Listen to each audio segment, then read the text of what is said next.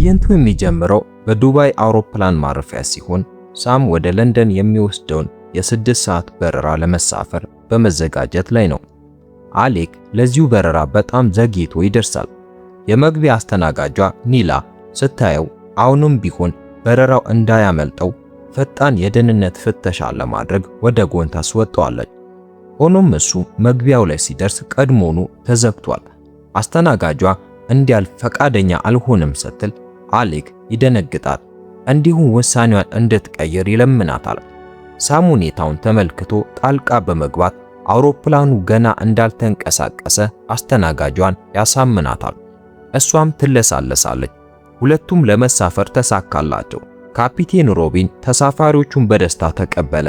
አውሮፕላኑ መነሳት ሲጀምርም የበረራ አስተናጋጆቹ የደህንነት ማሳያዎችን ማሳየት ጀመሩ። ሳም ከቀድሞ ሚስቱ ከማርሻ ጋር በጽሑፍ መልእክት እየተጻጻፈ ነው። እሷ ግን ችላ ትለዋለች። ከፍቅረኛዋ ከዳንኤል ጋር ናት። ሳም አጠገብ ባለው ወንበር ላይ የተቀመጠው ኡጎ የተባለው ሰው የስልኩን ድምፅ እጅግ በሚረብሽ ሁኔታ ጨምሮታል። ሳም በትህትና ድምፁን እንዲቀንስለት ጠየቀው። ኡጎም አፍሮ ይቅርታ ይጠይቃል። ብዙም ሳይቆይ ናሆሚ የምትባል አንዲት ወጣት ልጅ ወደ መጸዳጃ ቤት ሄዳ መሬት ላይ የወደቀ ጥይት ታገኛለች። በጣም ደንግጣ ወደ ወንበሯ ትመለስና ለጓደኞቿ በዝምታ ታሳያቸዋለች። ሁሉም በዝምታ መደናገጥ ጀመሩ። ማርከስ የተባለ ተሳፋሪ ባጠገባቸው ሲያልፍ የናሆሚን ጭንቀት አይቶ ምን እንደተፈጠረ ይጠይቃታል። እሷም ጥይቱን ታሳየዋለች። እሱም ለማንም ትንፍሽ እንዳትል ይነግራታል። ለበረራ ሰራተኞቹ ራሱ ሪፖርት እንደሚያደርግ ቃል ገባ። ማርከስ ለበረራ ሰራተኞቹ ሪፖርት አላደረገም። ይልቁኑ የበረራ አስተናጋጇን ዲቪያን ገፍቶ በማለፍ ወደ ቢዝነስ ክላስ ያመራል። እዚያም ስቱዋርት ለተባለ ሰው ጥይቱ እንደተገኘ በሹክሹክታ ይነግረዋል። አሁን በአውሮፕላኑ ውስጥ የተቀናጀ የጠለፋ ቡድን እንዳለ እንረዳለን። ስቱዋርት አረንጓዴ ኮፍያ አደረገ። ይህ አስቀድሞ የተዘጋጀ ምልክት ሲሆን ለቀሪው ቡድን ወደፊት የሚራመዱበት ጊዜ መዳረሱን የሚጠቁም ነው። ማርከስ ናሆሚንና ጓደኞቿን ለማረጋጋት ወደ እነሱ እንዲመለስ ያዘዋል። እንዳይናገሩ ለማድረግ የወታደር ጥይት ከመጸዳጃ ቤት ውስጥ አምልጦ የወደቀ መሆን አለበት ወይም ማንኛውም ነገር እንዲነግራቸው ያዘዋል። ሳም ንግግራቸውን ራቅ ካለ ቦታ ሆኖ እየታዘበ ነበር እና የሆነ የተበላሸ ነገር እንዳለ ተሰማው። የናኦሚ ጓደኛ ሙና ይህንን ውሸት ጨርሶ አታምንም እና እውነተኛ ምላሽ ለመጠየቅ ራሷ የበረራ አስተናጋጅ ለመጥራት ወሰነች። ሳም ስቱዋርት ለየት ያለ ቦርሳ ይዞ በካቢኑ ውስጥ ሲንቀሳቀስ አስተዋለ። ለተሳፋሪዎች የተከፋፈለ ነገር እንዳለ የበረራ አስተናጋጇን በብልሃት ይጠይቃታል። እሷም ምንም የተከፋፈለ ነገር አለመኖሩን አረጋገጠችለት። በመተላለፊያው ላይ ቀስ እያለ ሲራመድ ሳም ስቱዋርት የያዘውን አይነት ተመሳሳይ ቦርሳ የያዙ በርካታ ሌሎች ተሳፋሪዎችን ይመለከታል። ከጥቂት ሰከንዶች በኋላ ጄሚ የምትባል ሴት ተነስታ ሽጉጥ አወጣች። የታጠቁ አባላት በአውሮፕላኑ ውስጥ በተለያዩ ርቀቶች ላይ ተቀምጠዋል። ወዲያውኑ ታላቅ መደናገጥ ተፈጠረ። ተሳፋሪዎች ይጮሃሉ። የበረራ አስተናጋጇ ዲቪያ ለካፒቴን ሮቢን ለማስጠንቀቅ ወደ አብራሪው ክፍል ለመቅረብ ትሞክራለች። ነገር ግን ስቱዋርት ቀድሞውኑ ሽጉጡን በራሷ ላይ ደቅኖ በሩን ዘግቶባታል። ጄሚ ለካቢኑ ማስጠንቀቂያ ትሰጣለች። ከወንበሩ የሚንቀሳቀስ ማንኛውም ሰው ወዲያውኑ ይተኮስበታል። ሌላው ጠላፊ ጄደን በአረብኛ ቋንቋ ትዕዛዞቹን በከፍተኛ ድምፅ ይጮሃል። ፍርሃታቸው ይበልጥ በረታ። ሁለት ተሳፋሪዎች ጥቃት አድራሾቹ የመካከለኛው ምስራቅ አሸባሪዎች ስለመሆናቸው በሹክሹክታ ይከራከራሉ። ሳም ግምታቸውን ሙሉ በሙሉ ችላ በማለት አጠገብ ወዳለችው አልቃሻ ሴት ዞሮ ስሟን በቀስታ ጠየቃት። እሷም በሹክሹክታ አማንዳ ስትል ትመልሳለች። እዚህ ተመልሰን በዱባይ አውሮፕላን ማረፊያ ኒላ ካልተረጋጋውና ወደ ቤት እንድትመጣ ከሚለምናት ባለቤቷ ሳል አስደናቂ ስልክ ይደርሳታል። በአውሮፕላኑ ውስጥ ረዳት አብራሪ አና በስልክ የበረራ ሰራተኞቹን ለማግኘት ትሞክራለች። ነገር ግን ምንም ምላሽ የለም። አርተር ስልኩን በቀስታ አንስቶ ሁኔታውን መግለጽ ይጀምራል። ነገር ግን ጄሚ ስታገኘውና ስልኩን እንዲዘጋ ስታስገድደው ተቋረጠ። አና ለካፒቴን ሮቢን ማብራሪያ ትሰጣለች እና ሁለቱም ስቱዋርት ከአብራሪው ክፍል በር ውጭ ሽጉጥ ይዞ ቆሞ ይመለከቱታል። ስለ ጠለፋው ሪፖርት ለማድረግ የዱባይ አውሮፕላን ማረፊያን ማግኘትም ቻሉ። በመቀጠል ጠላፊው ሉዊስ በካቢኑ ውስጥ እየተዘዋወረ የእያንዳንዱን ተሳፋሪ ስልክ መሰብሰብ ይጀምራል። ስቱዋርት ካፒቴኑ የአብራሪው ክፍል በሩን እንዲከፍትላቸውና እንዲያስገባቸው እንዲያሳምናት የበረራ አስተናጋጇን ኮሌትን ያዛታል። ሮቢን እምቢ በሚልበት ጊዜ ስቱዋርት ውጥረቱን ይጨምረዋል። ኮሌትን እዚያው ቦታ ላይ እንደሚገላት አስፈራራው። በመቀጠልም አስደንጋጭ ነገር ነገራቸው። ሮቢን እና ኮሌት በሚስጥር ፍቅራዊ ግንኙነት እንዳላቸው ያውቃል። አንድ እንግዳ ሰው ያውቋል ተብሎ የማይገመት የግል ሚስጥራቸውን ዝርዝር ያወጣባቸዋል። ኮሌት በድንጋጤና በፍርሃት እየተንቀጠቀጠች ጠላፊዎቹ ዛቻቸውን ከመፈጸማቸው በፊት በሩን እንዲከፍት ሮቢን ትለምነዋለች። ረዳት አብራሪ አና እሱን ለማስቆም ከሮቢን ጋር በአካል ታገለች። መንገዱን እየዘጋችበትና እየለመነችው ቢሆንም ሮቢን ግን እንድትሰናከል አድርጎ በኃይል ወደ ጎን ይገፋታል። ከዚያም በሩን ይከፍተዋል። ስቱዋርት ከኮሌት ጋር ወደ ውስጥ ገባ። ሮቢን ወደ ዱባይ አውሮፕላን ማረፊያ እንዲደውል አስገድደው። እናም የተላከውን የጠለፋ ማስጠንቀቂያ እንዲሰርዝም ያደርገዋል። የመገናኛ ስህተት ተፈጥሮ እንደነበርና በአውሮፕላን ውስጥ ያለው ነገር ሁሉ ጥሩ መሆኑን እንዲናገር አስገድደው። የቁጥጥር ማዕከሉ ግራ ቢጋባም ማስተካከያውን ተቀብሎ መዝገቡን ያድሰዋል። ሳም አሁንም ስልኩን በሰውነቱ ላይ ደብቆታል። በፍጥነት ወደ ማርሻ መልእክት ይጽፋል። አውሮፕላኑ መጠለፉንና የታጠቁ አሸባሪዎች መሳፈራቸውን ገለጸላት። ከዚያም ሮቢን በስቱዋርት ትዕዛዝ የአውሮፕላኑን ዋይፋይ ያጠፋዋል። ነገር ግን መልእክቱ ቀድሞ ደርሶ ነበር። ማርሻ መልእክቱን አንብባ ደነገጠች። እናም ልጃቸውን ካይን ለመፈለግ ተቻኮለች። መርማሪ ሆኖ የተገኘው ፍቅረኛዋ ዳንኤል ሳም ለኑሮ ምን እንደሚሰራና የታጠቁ ጠላፊዎች እሱ ያለበትን አውሮፕላን ለምን በተለየ ሁኔታ እንደፈለጉት ይጠይቃል። ማርሻና ካይ ሳም ፕሮፌሽናል ተደራዳሪ መሆኑን አብራሩለት። እሱ ድርጅቶች የማይቻሉ ሁኔታዎችን ለማስተናገድና በአስቸጋሪ ጫናዎች ውስጥ ስምምነቶችን ለመጨረስ የሚጠሩ ሰው ነው።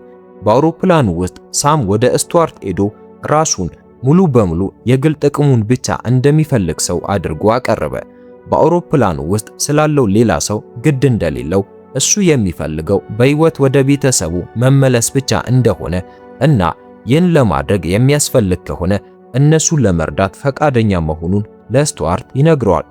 ስቱዋርት ቢያዳምጥም የሳምን ፓስፖርት ሲመረምር ጥርጣሬው ከመቀነስ ይልቅ ይበልጥ ጨመረ። ጄሚ የሳምን ስልክ እንድትወስድና እያንዳንዱን መልእክት የስልክ ዝርዝርም እንድትፈትሽ አዘዛት።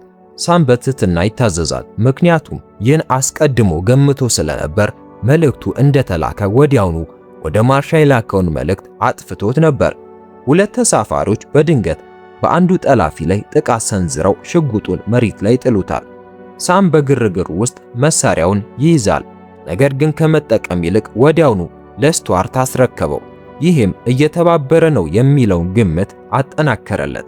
ተመልሰን ለንደን ውስጥ ዳንኤል የጸረ ሽብርተኝነት ባልደረባውን ዛራን ደውሎ የበረራ ቁጥሩን ይሰጣታል። በአውሮፕላኑ ውስጥ ሳም ከአንድ መጽሔት ላይ ገጽ ቀዶ ለስቱዋርት ማስታወሻ ይጽፍለታል። ካፒቴኑ ችግሩ አይደለም ይላል። ስቱዋርት ማብራሪያ ሲጠይቅ ሳም አውሮፕላኑ በራስ አብራሪ ወይም አውቶ ፓይለት ሊበር እንደሚችል ያመለክታል። ፓይለቱ ሮቢን ለእነሱ ምንም ስጋት ሊፈጥር አይችልም። ስቱዋርት ይህንን አረጋግጦ ካፒቴኑን ከአብራሪው ክፍል በማስወጣት ከተሳፋሪዎች መካከል አስቀመጠው።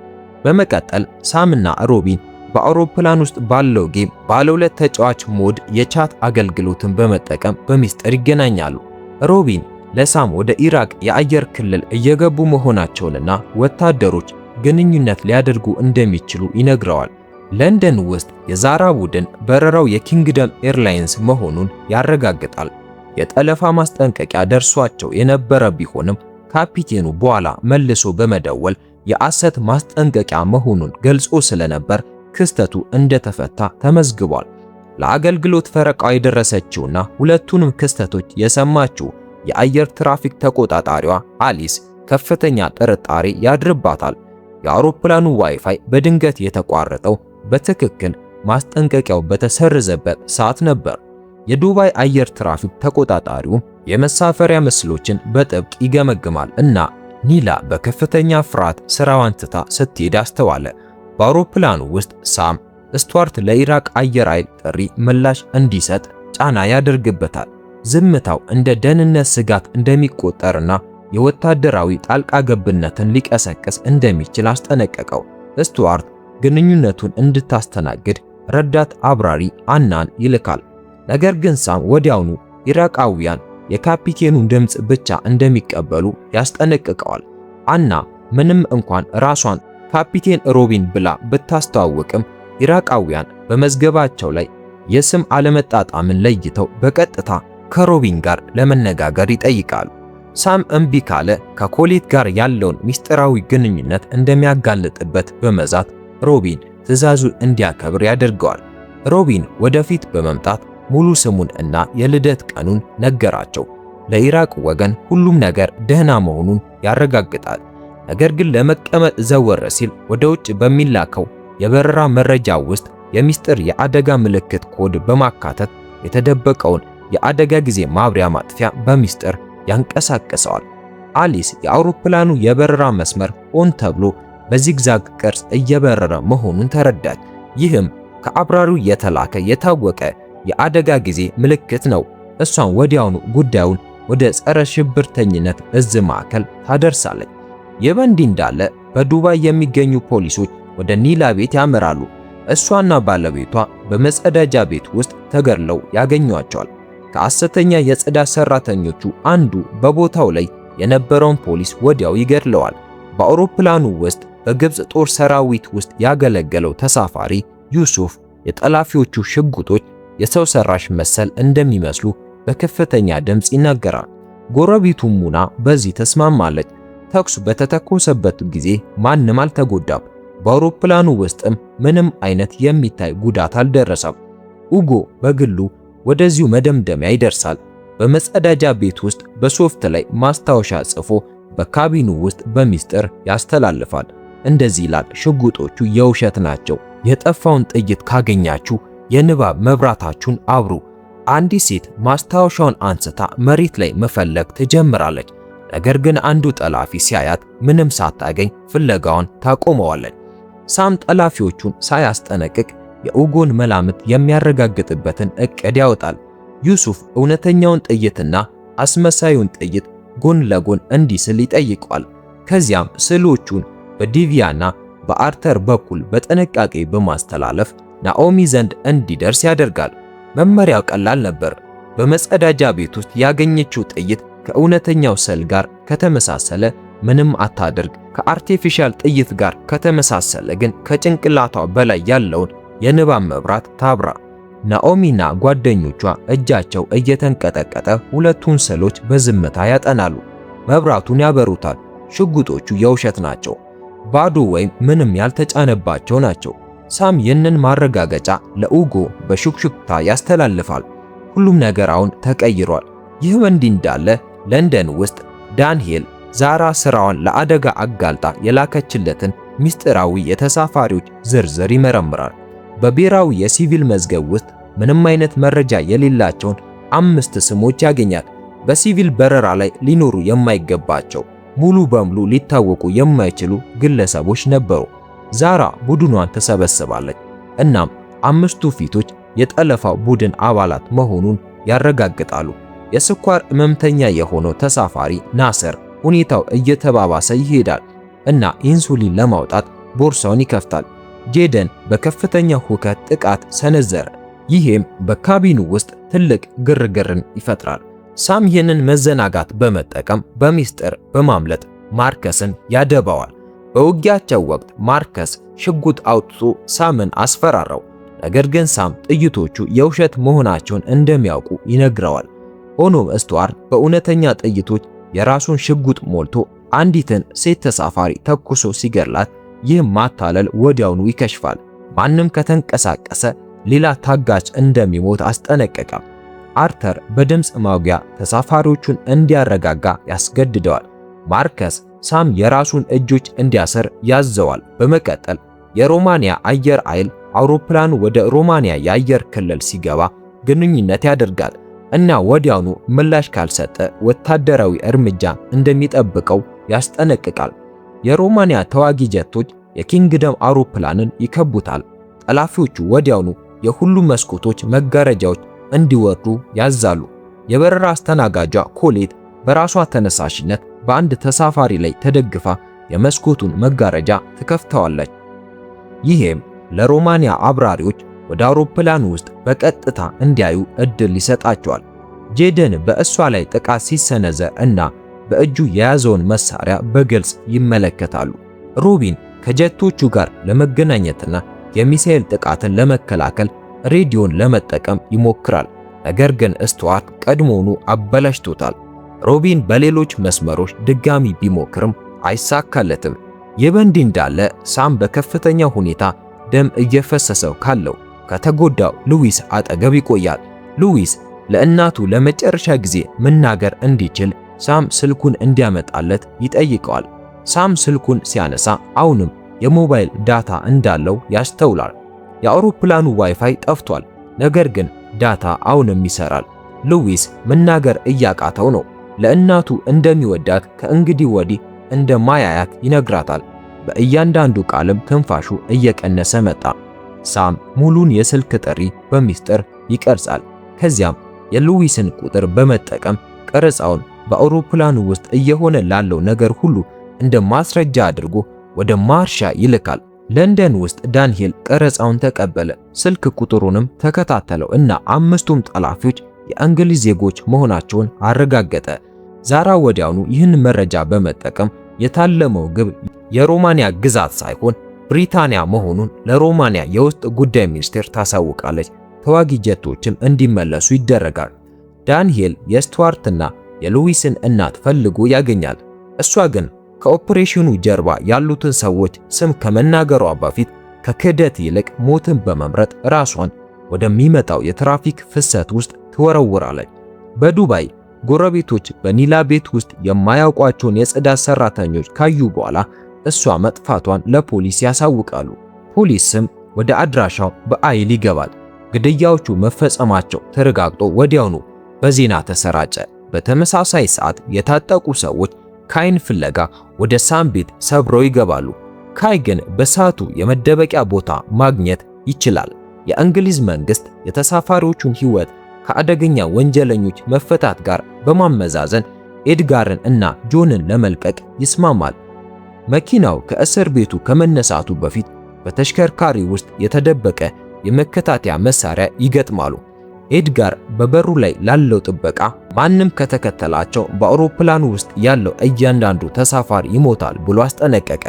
ዳንኤል መኪናውን የሚከታተለው የበርካታ ተሽከርካሪዎች የክትትል ቡድን አባል ሆነ። ኤድጋር እየተከተሉት መሆኑን ተረዳ። ከተሽከርካሪው ወርዶ በቀጥታ ወደ ዳንኤል መኪና መስኮት በመምጣት ስልክ አቀበለው። በሌላኛው ወገን ያለው ድምፅ መልእክቱን በጣም ግልጽ አደረገለት። ክትትሉ ከቀጠለ ታጋቾች ይገደላሉ። የጸረ ሽብርተኝነት እዝ የምድር ተሽከርካሪዎችን በማስቆም በምትኩ በድሮኖች መከታተል ጀመሩ። ስቱዋርት ሌላ ተሳፋሪ እንዲገደል እና የፎቶ ማስረጃ እንዲልክ ከኤድጋር ትዕዛዝ ይደርሰዋል።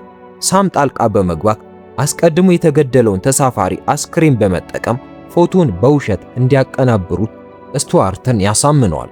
ምስሉም ይላካል። እናም ኤድጋር ፖሊሶች እንዳይከተሉት ጫና ለማድረግ ይጠቀምበታል።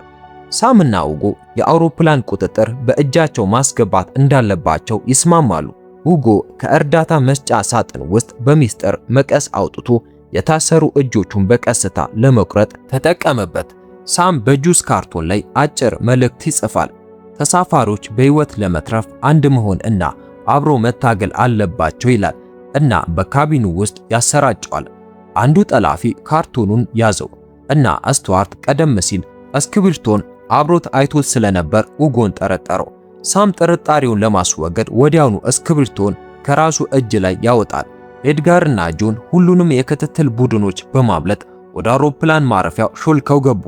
ዳንኤልና ፖሊስ ወደ ሳም ቤት በመሮጥ ካይን በሰዓቱ ያድኑታል። የታጠቁት ሽፍቶችም በቁጥጥር ስር ይውላሉ። ሳም ከተሰበሰቡት መሳሪያዎች መካከል የአማንዳን ስልክ ያገኛል። እና የትንሽ ልጇን ፎቶ ይመለከታል። አማንዳ በልጇ ምስል አማካኝነት ጥሪውን እንድታስተውል ካሜራውን ወደ አብራሪው ክፍል በር ከፍ አድርጎ ይይዘዋል። አማንዳ ወደ ራሷ ስልክ ተመልሳ ትደውላለች። በዚህ ሁሉ ነገር ውስጥ ምንም ምርጫ እንዳልነበራት ታብራራለች። ልጇ ታግታለች። ያገቷትም የጠለፋውን እቅድ ያደራጁት እነዚሁ ሰዎች ናቸው። አውሮፕላኑ በሰላም ለማሳረፍ እስረኞቹ መፈታታቸውን የሚያረጋግጥ መልእክት እየጠበቀች ነው። መልእክቱ በሰዓቱ ካልደረሰ የተሰጣት መመሪያ አውሮፕላኑን በማዕከላዊ ለንደን ላይ ለመከስከስ ነው። ሳም የጠላፊዎቹ ቁጥጥር እየላላ በነበረበት ጊዜ ስቱዋርት ያሰበውን ነገር ይነግራታል።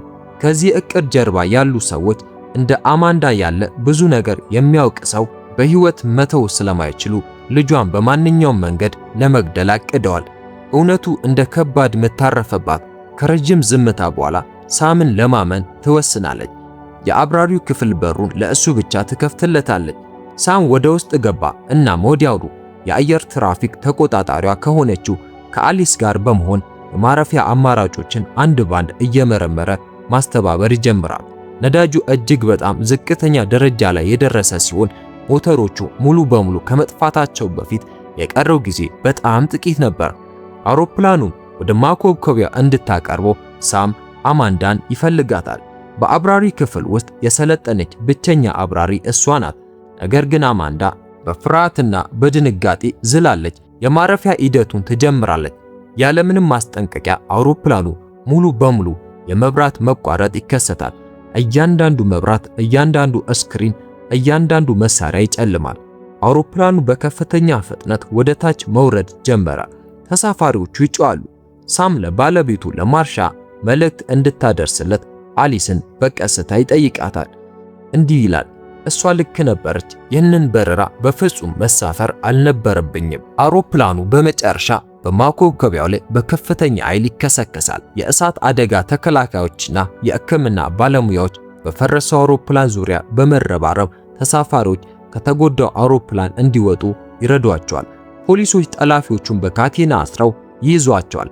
የደነገጡ ተሳፋሪዎች በሕይወት መትረፋቸውን ማመን አቅቷቸው በተራ ከተሽከርካሪው ይወርዳሉ። ሳም ለመውጣት ሲዘጋጅ ስቱዋርት በሚስጥር ወደ አውሮፕላኑ ተመልሶ በመግባት ከኋላቸው በሩን ይቆልፋል። ሽጉጡን በሳም ላይ በመደቀን በመተላለፊያው ላይ ወደ ኋላ እንዲያፈገፍግ ያደርገዋል። ከጥቂት ቅጽበቶች በኋላ ፖሊሶች አውሮፕላኑን ሰብረው በመግባት ስቱዋርትን በቁጥጥር ስር አዋሉ። ሳም ኔልሰን ግን የተረጋጋ ዘደኛና በማያቋርጥ መልኩ ብልህ የሆነው ሰው በአውሮፕላኑ ውስጥ ያለውን እያንዳንዱን ነፍስ ለማዳን ከራሱ አእምሮና ወሳኝ ድፍረት ውጪ ሌላ ምንም ነገር አልተጠቀመም ነበር። ታሪኩን ከወደዳችሁት ላይክ አድርጉ፣ ሰብስክራይብ በማድረግ በአዲስ ፊልም እንገናኝ።